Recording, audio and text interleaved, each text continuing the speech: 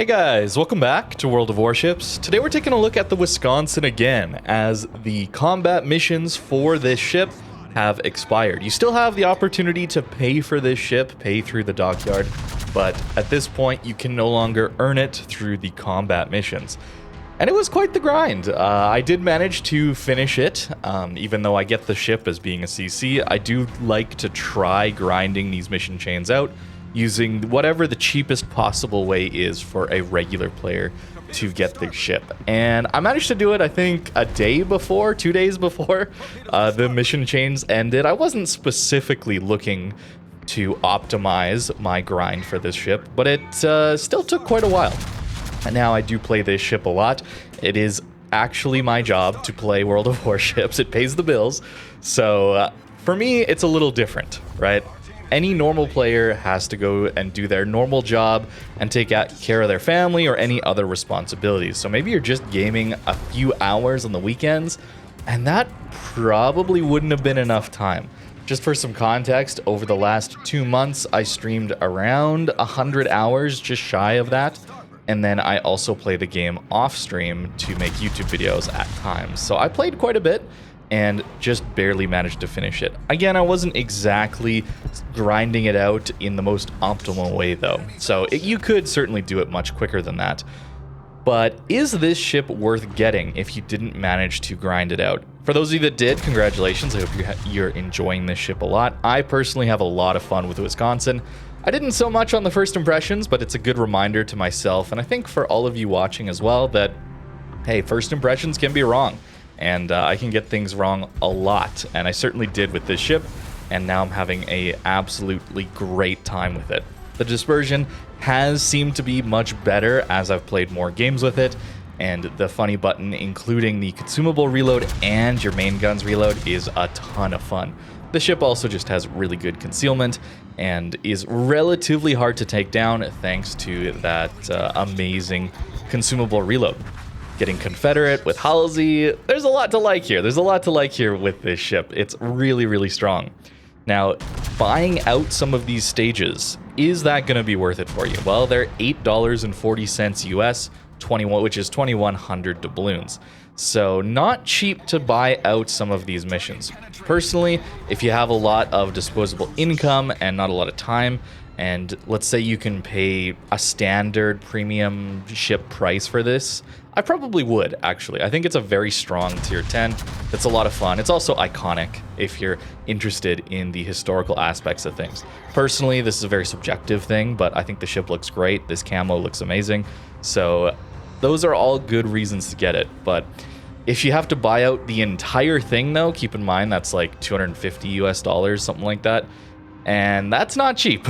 I don't know if I'm willing to spend that much. But a regular premium's worth, if that's what it takes for you to finish up some of these Dockyard stages. You didn't get too far, but you progressed enough. I think that could be worth it. Also, something to keep in mind is West Virginia 44 is partway through as well. I think that's on the 20th stage, which is a very fun tier 7 brawler secondary battleship. I'm not going to decide for you, but this is certainly a Dockyard that I think a lot of people were excited for, myself included. And not only is the end reward quite interesting and fun, but also we get that mid-tier premium again. So, and that's also a very, very good ship to have. And that's really all I can tell you. As far as whether or not you should get it, that is up to you to decide. But personally, I am enjoying this ship quite a lot, especially since those first impressions went so poorly for me. Unfortunately, I think I got some bad RNG there to start with, and that's how it goes sometimes. But the dispersion, as you can tell here, has certainly tightened up. Managing to get a Kraken in this one off of that Shimakaze. The ship is so good at dealing with DDs. It does feel, though, like your dispersion tightens up a lot when you're shooting at destroyers versus shooting at broadside cruisers and battleships sometimes. Just the way the game works out. But with this ship in particular, that feels pretty good. And you have that reload booster potential with those combat instructions to get a few salvos in on destroyers when they get radared. Nice little game to start things off here. I have a few to show you guys here today. And this is just a nice standard Wisconsin looking game here. Nothing too crazy, 180, but getting a Kraken and a Confederate is always a good time with this thing. And next game, I want to show off some more of the tankiness. You can push up a little more. A lot of times, Wisconsins are going to play pretty far back. I've noticed that throughout playing over the last month or so as people have been earning this ship. And fair enough, this ship can do quite well at range. It has better shell flight characteristics, allowing the shells to get to targets at longer range quicker than things like Montana or Iowa, for example. The 406s have the same initial shell velocity, but their shell drag, something like that, is better, so that allows them to have better shell velocity at long range, which is nice. You can play further back. But I think this ship does want to play at mid-range most of all, because 406s tend to fall off a little bit. You don't have the overmatch at this tier either, so you want to get a little bit closer, I think, and try and catch people off guard. I do think the concealment allows for that, as well as the speed is very nice here. And we're just going to get stuck in here on this island. Most of the enemy team is coming to this flank, and we're just chilling here. Next to the cap, we got 3 destroyers with us, as well as a Moskva. So what's going to be really important here is to deal with enemy destroyers as they pop up. They're very strong DDs on our flank too, so we do have quite the advantage, even if we don't have the numbers advantage here. Gdansk, Druid, and Sherman is possibly the worst combination of 3 DDs that I would ever want to push in as a destroyer to go after. That is terrifying. But I will be wanting to shoot at DDs anytime they pop up, especially at these closer ranges. It's just so valuable to get these large salvos into them. Even if it's just overpens, that's fine. It's really, really solid. And I suppose something else to consider is that the trade-in event is going on right now as well. A very cool, interesting event. Things like Mini Gumo and Karl Johan are available there after being very limited time purchases, which is interesting, but if you're looking to spend money on the game at the moment, you might be considering, do I finish up my Wisconsin Dockyard, or do I maybe go for some of these trade-ins? And personally, I would value Wisconsin over any ship in the trade-ins, personally. I think it is better than all of them. It's better in random battles. It's just a very strong ship, and it's fun to play. That's important. It's not just an overpowered ship that can be kind of boring or lame to play. Those certainly do exist, but I think this one's also very fun. Not only is it very strong, but it's also very fun. So if you're looking to spend on something and you've been debating that trade-in, or maybe you've got some Dockyard to finish up, maybe you've got, I don't know, 10 phases to go, I guess. That would be 21,000 doubloons. That's a little more than a lot of the ships in that trade-in event, especially since you can get a discount by trading something in. I still would probably be more interested, but that's, again, up to you guys to decide. Can't really decide for you, got to decide that for yourself. But this is a very, very interesting ship, and I'm glad that this Dockyard was a solid one. This one didn't feel like too much of a ripoff, even though the missions were a little bit difficult, especially towards the end. The initial purchase into it wasn't too bad, as well as having a tier 7 premium back again for the first time in a very, very long time. Gotta say, Wargaming, well done with this Dockyard overall. I think it was a really, really big success, and I think a big takeaway that Wargaming should have from this is that adding things like asymmetric battles in is going to entice a lot more people to play and buy into these Dockyards. The Dockyard needs to respect players' time and money commitment, and I think it did for the most part. Maybe the time, it was a little bit much towards the end, some of these missions, but if they had allowed asymmetric battles to be available throughout the entire mission chain, I don't think that would have been such a big deal, since asymmetric really, I think, accelerated that the earlier phases progression, and then we got some of the harder, slightly harder mission chains towards the end without an option for asymmetric. You could grind it out a little bit in the D-Day event too, which was pretty cool. But overall, I do think I think it'd be cool to have at least an alternate, closer range, brawly, fun, just for fun game mode available, instead of just random battles or ranked battles, that kind of thing. It gets a little bit sweaty at times, and if you've got some getting kills missions or cap missions, it can be very, very difficult to get those done in random battles, as well as things like base XP, just a ton of base XP. That's a lot of random battles to be playing, where things like the asymmetric battles can just be really fun to go in with a group of friends, or just to chill and have a podcast or a YouTube video on your second monitor. Maybe that's what's happening right now. Hello. Welcome to your second monitor. You're looking over here now. But still, I think that's the takeaway for Wargaming. I hope that's the takeaway that they're going to bring, is the good value that this Dockyard had to consistently bring that value as well as the price in a similar way to their Dockyard events, and to have alternate game modes that are allowed to be played for that Dockyard. And overall, I think that's going to be a recipe for success going forward.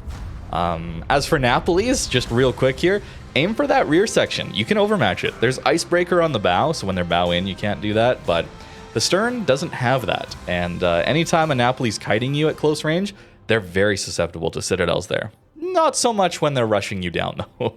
A little harder to deal with. But a very nice game there to showcase some of the tankiness. You can get stuck in positions and use these combat instructions very, very well. Now on to our last game here, for this video at least, and those of you that were watching the stream the other day might be wondering where that one game is. I'm saving that for its own video. I gotta do a dedicated video on that game. I may have had my best or second best game I've ever played in this game. 9 years of playing this game, and my best or second best game ever in the Wisconsin the other day. So that one I think deserves its own video. So you'll be seeing that either later this week or maybe next week, depending on what this patch has for new content that I'd like to cover. But this is still a very, very strong one to end on, and actually happened just before that game. So I had back-to-back nuts matches. Here a Yoshino gets stuck bow in, and man, I was so hoping he would just go broadside. Anytime you see a Yoshino in random battles, they seem to just turn out broadside. And I was expecting that, but this guy played a little bit smarter, didn't just go broadside, although he does get forced into a very difficult position. Yoshino, pretty strong ship that I like, but it's not the best at closer ranges, I guess we'll say. Slow pushing this flank here, a little awkward with our destroyer being, I guess, AFK, maybe a late load. He's coming in behind us, though, eventually. And these two cruisers are pushing like crazy, so I want to get up here and help them as much as I can, but they're pushing into some very dangerous areas where there's a lot of crossfires here. The destroyer torps are going to keep them bow in for the most part towards the 10 line, and then we see there's a Hindenburg and a Sicilia on their flank. That's a little bit difficult, so trying to push the Hindenburg back a little bit. And what is this? Yoshino grounded broadside. Well, this is where the better dispersion better come into play for a Wisconsin. This is the gimme kind of salvo. The ones where it has to go well. And it does. And it does. Well done, Wisconsin. Nice dev strike there at the beginning. To be clear, it doesn't have to go well. It has to go well in my mind, though, for this ship to be considered very good or very strong as a battleship. Those are just gimme salvos. Close range, flat broadside, not moving. I mean, what else do you want, right, to be a gimme salvo at that point, you know? That's kind of how I view it personally. So it's nice to see Wisconsin pulling through, and for the most part, it does. You can get trolled a few times here or there. I think I do a little bit later in this game, actually. But for the most part, it's going to do very, very well. And my recent games have been so much better. I've been having a great time with this ship, even if the start wasn't so good. We've lost a bit of our support now. We've over-pushed then, I suppose.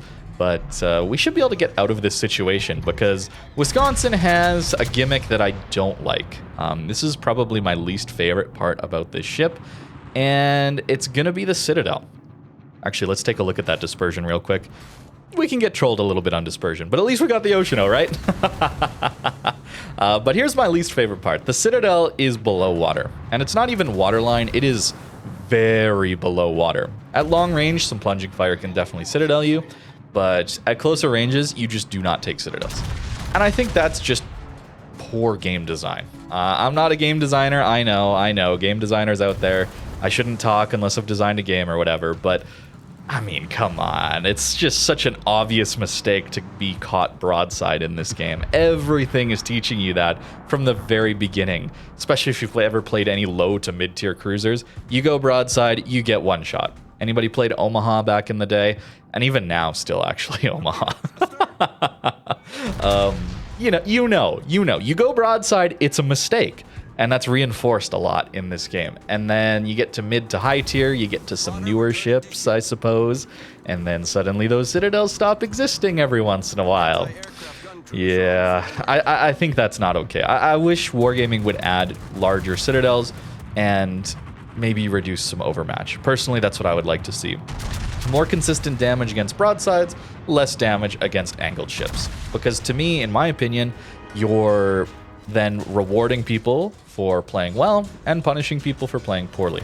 That's just as simple as it gets for me. So for Wisconsin to have this type of Citadel, I mean, we all meme on St. Vincent for having an unhittable Citadel. That one's at least technically waterline. I believe that one's waterline, actually. This one's well below deck, so it's yeah, I don't like that. Playing it though, I mean, you just get away with going broadside, so that's nice. But playing against it, it sucks when you find these Wisconsins just chilling broadside and you can't do damage to them. And this ship's strong enough that I don't think it needs that. I really don't. I don't think it needs that at all, in fact. So even if it was just the Iowa Citadel, which is the waterline one, that would be better. But honestly, bring back old Montana, Iowa, North Carolina Citadels, man. You'd have to give them something in return because those were just such easy ships to Citadel and even DevStrike. But man, I would love to have those old Citadels back, man. I want this game to be more consistent at rewarding good play and more consistent at punishing bad play. But maybe that's not the direction going forward. But that's just very... that's my opinion on it, really, is what it comes down to. Wisconsin, though, can do insane damage to angled targets as well. Even though we don't have the overmatch to get through his bow or deck armor, this Sicilia just took, what, 15k there or more to his superstructure.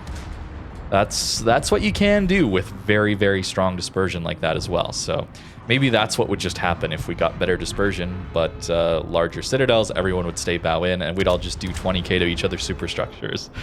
So I don't know. There are certainly some problems, of course. There are certainly some problems. Now that the Sicilia's gone down, I want to keep my buff. That's something that this ship is a little bit awkward with. Anytime you played a French ship with a reload booster, you know about holding on to it, waiting for that perfect moment, and then you're losing out on DPM. It's even harder with a Wisconsin, though, because you have to farm that up. You don't just have it reloading when you've used it, right? You have to farm this consumable up, these combat instructions. It's not a consumable, it's combat instructions. So it's very difficult. Do you continue firing and shooting at targets that maybe aren't ideal, and then someone who's flat broadside shows up and suddenly you don't have a salvo ready for them because you're trying to farm your combat instructions up? When do you use your combat instructions? If you've got your heal and damage control available, but someone goes broadside, are you going to use your combat instructions just for the reload buff on your guns, or do you want to save it for some extra tankiness? It's difficult, and that's probably one of the highest skill aspects of Wisconsin, outside of just positioning the ship. That's the other thing here, is the ship positionally can be devastating to an enemy team, or almost useless, because 406s at long range, bow on, it's not going to do too much. And I like that. I like that a lot, actually. These combat instructions are very cool. Much better than main, actually, to be honest with you. Main combat instructions feel pretty insignificant relative to these combat instructions. That's kind of been an interesting takeaway, as main has been released at a similar time to Wisconsin, so feeling that out. I do like main a lot, but Wisconsin combat instructions are just more fun. As main, you can push in a little bit more thanks to the extra HP, armor, tankiness, whatever, and that combat instruction, but these ones allow you to get 20k or near enough to 20k heals in, what, 45 seconds? That's pretty nice, because you get a 30-second heal, and it's like 15 seconds to reload it or something like that, and then you're on to your next one. That's pretty cool. That's very, very powerful. That Hindenburg goes dark. I actually don't get many blind hits on him, so we'll just jump ahead a little bit, and to a salvo where maybe I slightly misaim, but I need you to keep an eye out for where this Auckland shoots from, okay? Notice where his guns are going to be firing while he's dark, okay? That's going to give us a very clear indication of his ship. Those land pretty center of mass. Those land pretty center of mass, pretty waterline. A little disappointing. We get our Confederate, though.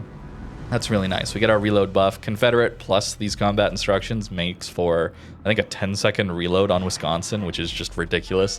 There's a lot of fun to be had here, but a few salvos here and there make me question a little bit. He gets a fire, but, you know, we get to go dark with our concealment as well as our damage control. I'll show you guys the build that I've landed on towards the end once this game is over, but you might notice that Furious is on this ship. I've also been hitting a little bit hard for what these guns normally would do. So heavy AP, Furious Wisconsin. And in fact, that is the build that I've kind of settled on. Unless I'm playing in... I think I played a little bit in clan battles with Wisconsin where I thought that was maybe a bit too greedy. But for random battles, I think that is just fine. Nice hit there into the Hindenburg. I gotta be honest with you, we've been absolutely smashing this Hindenburg. This poor Hindenburg's gotten so unlucky this game because he has 30 millimeters of armor. Theoretically, he should just be auto-bouncing our shells, especially with a lot of the angles that I've been shooting at him with. I'm sorry, man. If you're watching, I'm sorry. That is poor RNG. I feel bad for you because that is what Hindenburg should be strong against. And for somehow I've just been getting very good salvos, which is nice, you know, for the Wisconsin player, but that should be bouncing a little bit more. Finish off the carrier, feels pretty good, and then we underlead the Alabama. He's a slow ship, but not quite that slow.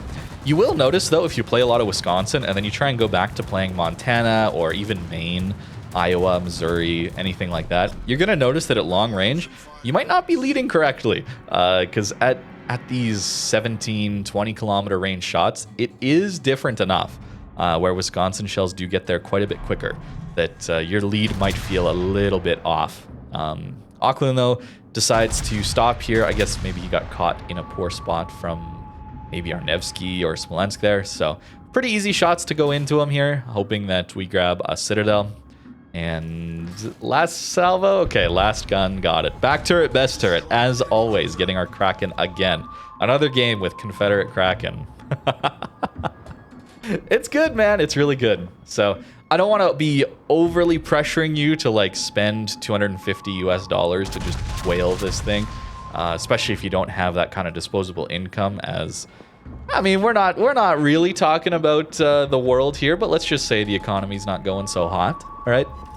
And certainly you should be not spending your money on games and that if you need to go buy some food, for example, some groceries, right? But if you have some disposable income, this is a pretty interesting one. And again, just to reiterate what I said a little earlier, I'd probably be willing to spend around that tier 8, tier 9 premium on this ship if I like playing this game a lot, if I'm interested in the American Battleship line, that kind of thing, then I'd be interested in that. Keep in mind with tier 10 special ships, they're not full premiums. Talked about that a little bit with the Coal Ship series, which we are getting onto Battleship soon. I have recorded the GK games already, so that's coming up. But those special ships don't have a credit multiplier. They do have reduced, they reduce the service cost, they give you commander swapping, all that stuff, but they don't have the credit multiplier at tier 10. So a tier 9 premium is going to make more than a tier 10 special ship just because of that built-in credit multiplier. So you don't get that here with Wisconsin, but thanks to that reduced repair cost on the Wisconsin, you should be making reasonable credits even at tier 10, which is nice. I also think Wisconsin's going to perform rather well. That's the other aspect of earning credits in this game. You want to play ships with high credit multipliers and all that, but you also need to do well because base XP helps a ton when it comes to earning credits. You got to have good games to earn a lot of credits, and this is certainly one of them. Nearly 300k in this one, and in fact, well, let's just say there's 100k or more in the next game of Wisconsin you're going to see on this channel. That Alabama, though, just barely goes dark, and with that Hindenburg there, I think, yeah, the timer is going to tick out here, and our last shell manages to hit him. Feels good, man. 6 kills into this one. Few unfortunate salvos, coupled into some of those cruisers on that earlier flank, and then that tier 9 Dutch cruiser walked out and we didn't kill him there. That was kind of odd towards the end of this game, but over 3k base feels good. Didn't even talk about the AA, but having a defensive fire with Iowa AA is pretty good, especially into lower tier carriers. Not so much into the higher tier ones though. And overall, I gotta say, this Wisconsin Dockyard seems to be just a massive success on almost every front. The only thing being those mission chains not having asymmetric all the way through. If that would have been the case, if asymmetric would have been available all the way through, I think this would have been a pretty much perfect event. There's not a lot of other complaints I would have, especially with these combat missions in the later stages being a little more difficult. Well, being able to complete some of those in an asymmetric battle would have been really cool. And there you go, did manage to complete even the 8th mission here. They're no longer available though to be completed, so for those of you again wondering if you should if you should whale the rest of it, I think it's pretty good. I think it's pretty good. Worth around that tier 8, tier 9 premium price is what I would put on it. And although I guess you should include if you bought a starter kit as well in that calculation. But I'll leave that to you guys. For now, though, the build, I don't know why there's a fresh commander on here. It should be Halsey. There we go. That's what I've been running. Pretty aggressive, but pretty fun as well. The extra damage from super heavy AP has been nice, and Furious giving us that extra reload as well is pretty cool. And we can deal with the longer fires pretty well here, since we, again, have that consumable reload with our combat instructions. It comes so clutch on this ship. And our concealment's already amazing. 12.9 at tier 10 feels pretty good. Our HP's a little low, but that's to be expected with an Iowa hull here. And yeah, 14,500 damage instead of like 13.5. So pretty nice alpha damage uplift here. We only have 9 406s at this tier, so keep that in mind, that our broadside weight's a little bit low, but thanks to the number of shells we hit, it is going to do pretty consistently good damage, I would say. Here are the upgrades that I would use. Again, don't need damage control because of these combat instructions. I feel like most of the time I'm able to deal with fires without issues. So the extra maneuverability here, allowing us to maybe speed juke some salvos. You saw that in the second game where I pushed up to an island to support the DDs. Speed juking a lot at closer ranges works reasonably well. At mid-range works very, very well. Taking range mod, maybe a little greedy, but some of those salvos against carriers can be pretty juicy. Didn't really see that in this video, but it can happen. And oh, it's so good when it does. I like damage control party mod 1 because 30 seconds of immunity time is amazing. And again, we can cut that cooldown time down to almost nothing with these combat instructions if we need to. And a lot of it is playing around these combat instructions, though. That's how this build works. So if you're a little less confident with these combat instructions, then maybe ease up on the heavy AP, that kind of thing. Maybe take some of the more fire-reducing things, because you can just burn out pretty quickly with a ship like this, or any battleship at high tier, to be fair. Aiming systems, of course, and other than that, pretty standard. Armor layout, it's just Iowa, right? 38 is nice, but we have a gigantic superstructure. That is a big, big weakness compared to Montana, let's say, or any of the higher tier American battleships. Ohio as well has much smaller superstructure, and they have more HP. But what they don't have is that below water Citadel, which personally, like, come on, does that really? Come on, give us some hittable Citadels, Wargiving. These ships can be very strong, but let them make a mistake and get punished for it. You know, that's kind of what I have in mind. Give us these very powerful ships. Let's be honest, some of the newer ships are a little more powerful than some of the older ships in this game. I think that's to be expected with a 9-year-old game. And at least let them be punished when they make a mistake, right? Come on. That's all I would ask. Asymmetric, allow it for the full duration, and give us a hittable Citadel. Other than that, great event, and I hope those takeaways I mentioned earlier for Wargaming do come through in the next Dockyards. But that's going to do it for today's video. Enjoy your Wisconsins if you got it, and I hope this gives you a little more information if you're thinking about whaling the end of your Dockyard. Around that 20,000 doubloons, maybe. I don't know, that's still a lot. It's up to you to decide. Thank you very much for watching, and have a great rest of your day.